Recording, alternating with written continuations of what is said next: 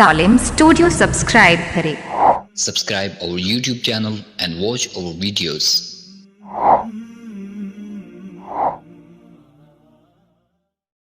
من الشيطان الرجيم بسم الله الرحمن الرحيم وجاءوا وأباهم عشاء يبكون قالوا يا أبانا إنا ذهبنا نستبق وتركنا يوسف عند متاعنا فأكله الذئب وما أنت بمؤمن لنا ولو كنا صادقين وجاءوا على قميصه بدم كذب قال بل سولت لكم أنفسكم أمرا فصبر جميل والله المستعان على ما تصفون وجاءت سيارة فأرسلوا والدهم فأدلى دلوه قال يا بشرى هذا غلام وأسروه بضاعة والله عليم بما يعملون وشروه بثمن بخس دراهم معدودة وكانوا فيه من الزاهدين صدق اللہ العظیم۔ شروع اللہ کے نام سے جو بہت مہربان نہایت رحم کرنے والے ہیں۔ اور شام کے وقت یوسف علیہ السلام کے بھائی اپنے والد کے پاس روتے ہوئے آئے اور عرض کیے کہ ہمارے ابا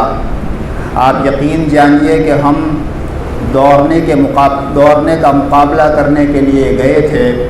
اور یوسف کو ہمارے سامان کے پاس چھوڑا تھا، اسی دوران اس کو بھیڑیا کھا گیا اور آپ ہماری بات کا یقین نہیں کریں گے چاہے ہم کتنے ہی سچے ہوں۔ اور وہ لوگ یوسف علیہ السلام کی قمیص کے اوپر جھوٹ موٹ کا خون لگا کر کے آئے۔ یعقوب علیہ السلام نے کہا کہ حقیقت یہ ہے کہ یہ بات تمہارے نفوس نے بنا لی ہے، اب صبر ہی کرنا بہتر ہے، اور جو کچھ تم کہتے ہو اس معاملے میں اللہ تبارک و تعالیٰ کی مدد درکار ہے۔ اور اسی عرصے میں ایک قافلہ وہاں آیا اور انہوں نے آگے ایک آدمی کو بھیجا، اس نے کنویں کے اندر ڈول ڈالی اور پکار کر کے کہا کہ خوشخبری سن لو، یہ تو ایک لڑکا ہے، اور سامان تجارت کی طرح اس کو چھپا لیا، اور جو کچھ وہ کرتے تھے اللہ تبارک و تعالیٰ اس سے واقف تھا، اور انہوں نے اس کو چند دراہیم میں، اور انہوں نے اس کو بہت معمولی قیمت میں بیچ دیا جو چند دراہیم کی شکل میں تھے، اور وہ یوسف علیہ السلام سے بالکل بے نیاز تھے۔ گزشتہ کل یہاں تک بات پہنچی تھی کہ حضرت یوسف علیہ السلام کو بھائیوں نے کنویں میں ڈال دیا، اور ایک چٹان کے اوپر یوسف علیہ السلام بیٹھ گئے، اور اس کے بعد پھر بھائی مل کر کے خالی روتے ہوئے حضرت یعقوب علیہ السلام ان کے والد کے پاس گئے اور روتے دھوتے گئے۔ حضرت یعقوب علیہ السلام نے ان کی آواز سنی رونے کی تو باہر آئے، پوچھا کہ کیا ہوا، کوئی حادثہ پیش آیا، کوئی واقعہ پیش آیا، کیا تمہاری بکریوں کے ریور پر، غلے پر کسی بھیڑیے وغیرہ نے حملہ کر دیا یا کیا ہوا؟ تو انہوں نے جواب دیا کہ دراصل یہ ہوا کہ ہم یوسف کو ہمارے ساتھ لے گئے تھے، ہم مکمل طور پر ان کی حفاظت کی ذمہ داری ہم نے لی تھی، لیکن وہاں جا کر کے ہم نے دوڑنے کا مقابلہ کیا، مسابقہ کیا، اور اس وقت یوسف علیہ السلام ہم نے اپنے سامان کے پاس چھوڑا تھا حفاظت کے لیے، اسی دوران ایک بھیڑیا آ گیا اور بھیڑیا یوسف علیہ السلام کو کھا گیا، اور چونکہ بات بنا کر کے آئے تھے اس لیے تمہیدی طور پر کہہ بھی دیا کہ ہم کتنی ہی سچی بات کہیں لیکن آپ ہماری اس بات کو یقین نہیں کریں گے۔ آدمی کوئی بھی بات جھوٹ موٹ کی کرتا ہے تو کہیں نہ کہیں کوئی ایسی دلیل چھوڑ جاتا ہے جس سے وہ پکڑا جاتا ہے، چنانچہ یہاں بھی ایسا ہی ہوا۔ انہوں نے یہ کیا کہ یوسف علیہ السلام کے کرتے کو نکالا اور ایک بکری کے بچے کو ذبح کیا اور اس کا خون کرتے پر لگا دیا، اور وہ لے کر کے آ گئے اور کہا کہ دیکھیے اس کرتے کے اوپر یوسف کا خون ہے۔ حالانکہ سیدھی سی بات ہے، عقل مندی کی بات ہے کہ اگر بھیڑیا کسی کو کھائے گا تو ایسا تو ہے نہیں کہ اطمینان کے ساتھ اس کا کرتا اتارے گا، اس کو ننگا کرے گا، برہنہ کرے گا اور اس کے بعد کھائے گا؟ یا پھر ایسا بھی نہیں ہے کہ خود انہوں نے پہلے اپنے آپ کو کپڑے اتار کر کے بھیڑیے کے سامنے پیش کیا ہو، لیکن آدمی جب غلط ہوتا ہے تو کہیں نہ کہیں کوئی نہ کوئی ایسی بات چھوڑ ہی جاتا ہے جس سے پکڑا جاتا ہے۔ اللہ تعالیٰ فرماتے ہیں کہ وہ لوگ یوسف علیہ السلام کے کرتے کے اوپر جھوٹ موٹ کا خون لگا کر کے آئے۔ حضرت یعقوب علیہ السلام نے جب اس کو دیکھا تو سمجھ گئے، تو فرمایا کہ حقیقت یہ ہے کہ یہ ایک بات ہے جو تم نے اپنی طرف سے بنا لی ہے، اس لیے کہ میرے نور نظر یوسف کو کھانے والا بھیڑیا کوئی اتنا مہذب تو نہیں ہوگا، جس نے کہیں جا کر کے تعلیم تو حاصل نہیں کی ہوگی، کوئی حکیم اور حکمت والا اور عقل مند تو نہیں ہوگا کہ اس نے پہلے کرتے کو اتارا ہوگا، ایک طرف رکھا ہوگا، اس کو خون آلود بھی ہونے دیا ہوگا اور یوسف کو چیر پھاڑ کر کے کھایا ہوگا۔ سمجھ گئے اور فرمایا کہ بل صورت لکم انفسکم امرا، یہ ایک معاملہ ہے، ایک بات ہے جو تمہارے نفوس نے، یعنی تم نے اپنی طرف سے اس کو بنا لیا ہے۔ اب کیا کروں گا میں؟ فصبر جمیل، اب میرے لیے اس کے سوا کوئی چارہ کار نہیں کہ میں صبر کروں گا، اور جو کچھ تم بتلا رہے ہو، جو باتیں تم کہہ رہے ہو، اس سلسلے میں اللہ تبارک و تعالیٰ کی مدد کا میں محتاج ہوں، اللہ تبارک و تعالیٰ ہی کی مدد درکار ہے۔ اس قصے میں یہاں تک جو باتیں ہوئی، اس میں ایک بات تو یہ معلوم ہوئی، جیسا کہ نبی پاک صلی اللہ علیہ وسلم کا بھی فرمان ہے، تعلیم ہے کہ آدمی کو عافیت مانگنی چاہیے، کسی طرح کی مصیبت کی تمنا نہیں کرنی چاہیے، لیکن اگر مصیبت آن پڑے تقدیر میں لکھی ہوئی تو اس وقت یعقوب علیہ السلام کی اس بات میں ہمارے لیے بہترین سبق ہے۔ یعقوب علیہ السلام نے کہا فصبر جمیل،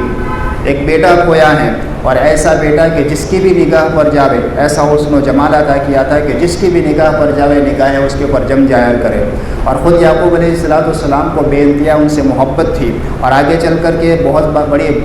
بشارتیں ان کے لیے تھی کہ وہ نبی بننے والے تھے، بادشاہ بننے والے تھے، شان و شوکت ہونے والی تھی۔ اس کے باوجود بھی اور اپنے ہی بیٹوں کی طرف سے یہ مصیبت آئی کہ ان کو ضائع کر کے آ گئے اور سمجھ بھی گئے کہ جھوٹ موٹ کا بہانہ بنا رہے ہیں، اس کے باوجود بھی وہ آبے سے باہر نہیں ہوئے، بے صبرے نہیں ہوئے، بلکہ کہا کہ فصبر جمیل، اب میں صبر ہی اختیار کروں گا، واللہ المستعان علی ما تصفون، اور جو کچھ تم کہہ رہے ہو میں اللہ تبارک و تعالی سے مدد چاہوں گا۔ اس سے پہلے ایک بات یہ آئی کہ بھائیوں نے کہا کہ ہم نے وہاں جا کر کے دوڑنے کے اندر مقابلہ کیا، اس سے معلوم ہوا کہ آدمی کو کھیل کود بھی کرنا چاہیے، اور خاص طور پر ایسا کھیل کود جس میں جسمانی اور دینی منفعت ہوں، جیسے یوسف علیہ السلام کے بھائیوں نے دوڑنے کا مقابلہ کیا، یعقوب علیہ السلام کے سامنے اس کا تذکرہ کیا، اور یعقوب علیہ السلام نے اس پر نکیر نہیں فرمائی، منع نہیں کیا۔ اس سے پتہ چلا کہ ایسا کھیل کھیلنا چاہیے کہ جس سے آدمی کی صحت تندرستی میں فائدہ ہو، اور کسی موقع پر اگر کوئی ضرورت پڑ جائے تو اس وقت وہ کھیل کود اور دوڑنا بھاگنا کام آ سکے۔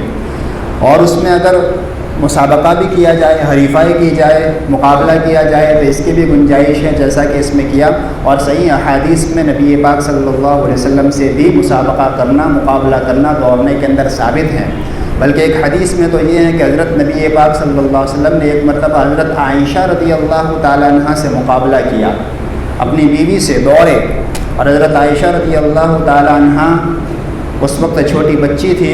تو وہ آگے بڑھ گئی، اور پھر کسی دوسرے موقع پر پھر سے دوسری مرتبہ مقابلہ کیا تو نبی پاک صلی اللہ تعالیٰ علیہ وسلم آگے بڑھ گئے، تو گویا کہ اس وقت یہ کہا کہ یہ پہلی مرتبہ جو تم جیت گئی تھی یہ اس کا مقابلہ ہو گیا، اس کا بدلہ ہو گیا۔ تو بہرحال ایسے کھیل کھیلنے چاہیے، کرنے چاہیے جس میں جسم کی تندرستی ہو، جسم کا فائدہ ہو، تندرستی حاصل ہوتی ہو، اور دو فریق جو مقابلہ کرتے ہیں اس کے علاوہ کوئی تیسرا آدمی دونوں میں سے جیتنے والے کے لیے اگر انعام متعین کرتا ہے تو اس کی بھی گنجائش ہے۔ لیکن ہمارا حال یہ ہوتا ہے کہ ہم ایسے کھیل نہیں کھیلتے، عامتاً ہمارے کھیل ایسے ہوتے ہیں کہ جس میں کفار کے ساتھ تشکل لازم آتا ہے، ہم زیادہ سے زیادہ کرکٹ کھیلیں گے، اور اس سے آگے بڑھ کر کے ہمارا معاملہ جیسے یہاں بتلایا کہ کوئی تیسرا آدمی اگر انعام متعین کرے تب تو جائز ہے، لیکن دو آدمی آپس میں مل کر کے کوئی مقابلہ کرتے ہیں اور اس میں شرط لگاتے ہیں کہ اگر میں جیتا تو تیرے پاس سے اتنے، اور تو جیتا تو میں تجھے اتنے دوں گا، تو یہ حرام ہے، جوا ہے، قرآن کریم میں اس کو منع کیا گیا ہے، یہ جائز نہیں۔ اور آج کل تو ہمارا معاملہ تو عجیب و غریب ہے. ہمارے نوجوان ساتھی صبح ایسی دھوپ کے اندر جائیں گے کمانے کے لیے اور کچھ کما کر کے لائیں گے, پسینے کی کمائی لے کر کے آئیں گے. اور آج کل میچ چل رہی ہیں IPL کے نام سے. اب وہ لوگ کھیلیں گے, کودیں گے, کروڑوں روپیہ کمائیں گے, اور یہ ہمارا بھولا بالا بیچارہ نوجوان قیمتی کمائی کا پیسہ لے کر کے آئے گا اور رات کو شرطیں لگائے گا کہ فلانی ٹیم جیتے گی, فلانا اتنا رن بنائے گا, اور شرط لگا لو اتنے کی شرط اور اتنے کی شرط. دن بھر میں بیچارہ محنت کر کے کما کر کے لایا, دنیا تو گئی ہارنے کے نتیجے میں, کیونکہ جوا ہے وہ ہارنے ہی والا ہے, اس میں برکت رہنے والی نہیں ہے. پھر دوسرے اس کے چکر میں دن بھر موبائل لے کے بیٹھا رہے گا کہ کون کتنے رن بناتا ہے اور کون کیا کرتا ہے, کون کیا نہیں کرتا. تو اس میں دن بھی برباد ہو گیا, دین بھی یعنی ایمان بھی ہمارا برباد ہو گیا. اس لیے کہ ایام ایسے چل رہے ہیں کہ ہمارے سامنے قرآن پاک ہونا چاہیے, قرآن پاک کی تلاوت ہونی چاہیے, ہماری انگلیاں ذکر سبحان اللہ الحمدللہ اللہ اکبر کی گنتی میں متحرک رہنی چاہیے, ہماری زبانیں اللہ کی یاد میں ہلنی چاہیے. اس کی جگہ پر ہم ایسی چیزوں میں مشغول رہتے ہیں جس کے نتیجے میں ہمارا نقصان یہ ہوتا ہے کہ ہمارے دین اور ایمان کا بھی نقصان ہوتا ہے اور ہمارے مال کا بھی نقصان ہوتا ہے, اور آخرت کا بوجھ اپنی جگہ پر ہوتا ہے. اور وہ کھیلنے والے اپنی جگہ پر کھیلتے ہیں, لاکھوں کروڑوں روپئے جمع کرتے ہیں, بڑے بڑے بنگلے ہوتے ہیں, AC میں رہتے ہیں, کھیل کود کے اطمینان سے سو جاتے ہیں, اور ہم یہاں پریشان ہوتے ہیں. اس کی گنجائش نہیں ہے شریعت میں, اور خاص طور پر ایسے حالات میں جب کہ ساری دنیا ایک سال سے پریشان ہے, اللہ تبارک و تعالیٰ کا غضب کھلی آنکھوں ہمیں نظر آتا ہے. ایسے موقع پر ایسی چیزوں کے اندر مشغول ہونا ہمارے لیے مناسب نہیں ہے. ہمیں اللہ تبارک و تعالیٰ کی طرف متوجہ ہونا چاہیے. بہرحال تو یعقوب علیہ السلام نے کہا کہ میں تو اب صبر کروں گا اور اللہ تبارک و تعالیٰ ہی سے مدد چاہوں گا. اس کے بعد ہوا یہ کہ 3 دن یوسف علیہ السلام اسی حال میں کنویں کے اندر رہے. اور کل میں نے بتلایا تھا کہ جو بڑا بھائی تھا ان کا, جس کے دل میں اللہ تبارک و تعالیٰ نے رحمت کے جذبات پیدا فرمائے تھے, وہ روزانہ جاتا وہاں اور ڈول وغیرہ کے ذریعے سے کھانے پینے کا انتظام کرتا. تیسرے دن جب وہ پہنچے وہاں تو دیکھا کہ اندر یوسف علیہ السلام نہیں ہے. تو دوڑتا ہوا اپنے بھائیوں کے پاس گیا اور کہا کہ یوسف تو کنویں کے اندر نہیں ہے. تو سارے بھائی نکلے ادھر ادھر تلاش کرنے کے لیے کہ کیا ہوا, اندر نہیں ہے. اگر کسی جانور نے ہلاک کر دیا ہوتا تو اندر مرے ہوئے ہی ہوتے, لیکن اندر ہے ہی نہیں. اس کا مطلب ہے کہ کوئی نہ کوئی نکال کر کے لے گیا. ادھر ادھر تلاش کرنے کے بعد دیکھا کہ ایک قافلہ ان کو لے کر کے جا رہا ہے. ایک قافلہ شام سے نکلا تھا اور مصر کی طرف جا رہا تھا. راستے میں بھٹک گیا اتفاقی طور پر, اور بھٹکتے بھٹکتے اس کنویں پر پہنچ گیا.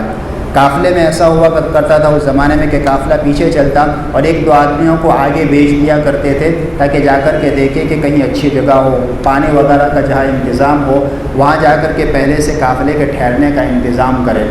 تو یہ قافلہ بھٹکتے ہوئے وہاں پہنچ گیا. لوگوں کی نگاہوں کے اعتبار سے اتفاقی طور پر بھٹک گیا اور وہاں پہنچ گیا, لیکن کائنات کے راز کو جاننے والے کو پہلے سے معلوم تھا. اتفاقی طور پر نہیں تھا بلکہ اللہ تبارک و تعالیٰ نے اس قافلے کو بھٹکایا. وہاں پہنچا, ایک آدمی وہاں گیا اور ڈول ڈالی اندر. یوسف علیہ السلام نے دیکھا کہ اوپر سے کوئی ڈول آئی ہوئی ہے, تو حضرت یوسف علیہ السلام اس ڈول کے اندر سوار ہو گئے. اس آدمی نے ڈول کو کھینچا تو پانی کے بجائے اندر سے یوسف علیہ السلام نکلے. چھوٹے بچے تھے 7 سال کے. اچانک سے اس کی زبان سے نکلا کہ یا بشرا, بشارت حاصل کرو, اس میں تو ایک بچہ ہے. اور اس کے بعد اس کو سامان تجارت کی طرح چھپا لیا, اور چھپانے کے بعد پھر ان کو چند درہموں میں بیچ دیا, یعنی وہاں سے آگے لے کر کے گئے اور بہت کم دام کے اندر تقریباً 20 درہم کے اندر ان کو بیچ دیا. واقعہ ذرا تفصیلی ہیں, وقت ہو گیا ہے, یہاں بیچ میں چھوڑتے ہیں, انشاءاللہ آئندہ یہاں سے بیان کیا جائے گا. اللہ تعالیٰ عمل کی توفیق عطا فرمائے.